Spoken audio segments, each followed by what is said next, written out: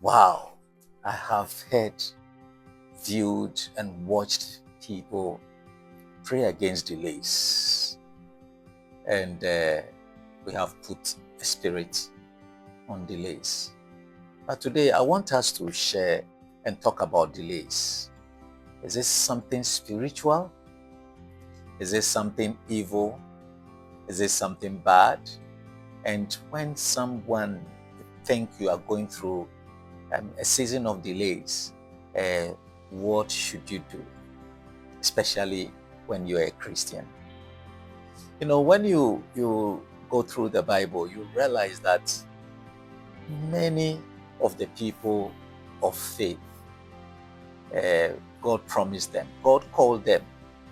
They all had seasons where it seemed nothing was happening.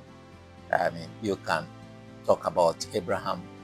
When God called him, he was 75 years. And yet, by the time the promise for a son came, he was 100 years old. 25 years of waiting. Joseph, at the time he had the dream, was 17 years old. At the time he became the leader or the second most powerful person in Egypt, he was 30 years old. How many years? 13 years. And you can count and count and count. And so we tend to realize that sometimes God's promises for us takes time for it to materialize. But the challenge really is, during that time, what really do you do? How do you respond? For example, if we look at the story of Abraham, at a point in time, he got discouraged, especially in Genesis chapter 15, where he was virtually depressed, locked up in a room. But then God came through to him with the word, and he believed, and there it was credited to him as righteousness. And that's one of the things I would want to encourage you.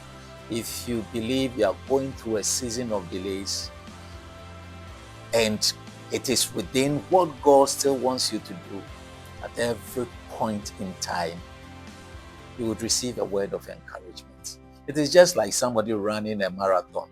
You know, once you are on the route of the marathon, there will be places where you can get drinking water. You will get encouragement. There are people on the way, on the road, clapping for you. But when you deviate from that route, my brother, you're on your own. You won't get water unless you want to buy water. So in the season of wait, as long as it's within God's plan and purposes, you would realize that when you become discouraged along the way, help comes. And if in case you're going through such a season in your life, I pray that the Lord comes through for you with a word of encouragement. And I pray that this video would encourage you. But you realize also that Abraham tried to help God by finding a solution that was not what God intended for them. That is Abraham and Sarah. So Sarah came up with this idea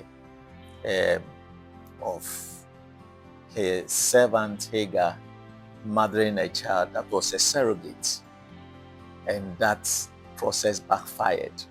And the repercussions are still there for us. And so in your season of delays, you must be very careful. You can see somebody like getting old, maybe a lady, getting to your 30s, in your 40s, and no man is coming. And it also applies to the guys as well. And think that, can I find a shortcut? I need a child. I need a husband, whoever that person comes. And then you go and lock yourself into a situation that you can never, or you struggle to come out with, and it's going to be an unpleasant situation.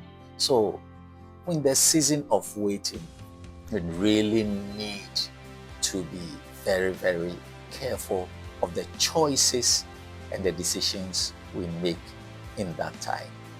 Now, when we talk about delays, sometimes they have their benefits and they have their purposes. Yes, when the time is taken and it seems nothing is happening for you because the expectations are not being realized, don't ever shut that period and say, I'm wasting my time. Because in those times, lots of things happen.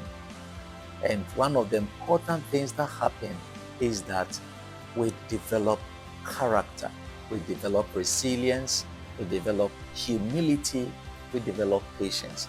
Character is developed in the season of waiting. And if we would wait right, and I will talk about it probably in the next episode, if we will wait right, you would realize that, by the time what you're waiting for comes to you, you realize that you would have been better prepared for the blessing. Can you imagine Joseph at the age of 17? He had a dream, and the following week, he had been elevated above his brothers, and they were bowing to him. How would a 17-year-old handle such a magnitude of responsibility? And so he had to go through a process. That process was not pleasant. Becoming a slave, becoming a prisoner, but you realize that during those times, he would have learned humility, he would have learned service. Now let me leave you with this quote.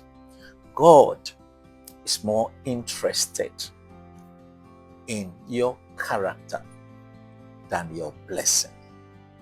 God will surely bless you, but a blessing without character could lead to destruction. And so what will come first?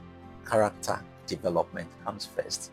And then you would have the blessing.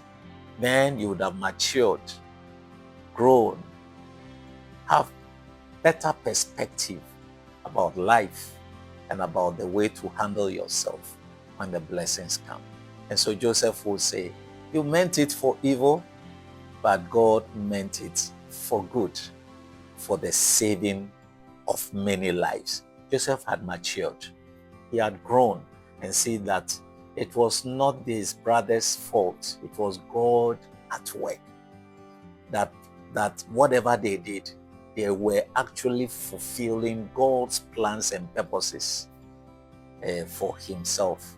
And so there was no need to have bloodbath, be angry and unforgiving about his brothers, because he could have perspective. Why? Because the process he went through in the house of Potiphar, in the dungeon for 2 years, had prepared him for the road. Who knows? Maybe your season of waiting is your season of preparation. Take the lessons you are learning in those times very seriously. Take opportunities to learn and grow, relate with people, learn lessons, especially of humility and of service. And I know that very soon your time will come. You know something? I would want you to share this, and I will continue with this another time. I'm not done with delays, and you would see me again. God bless you.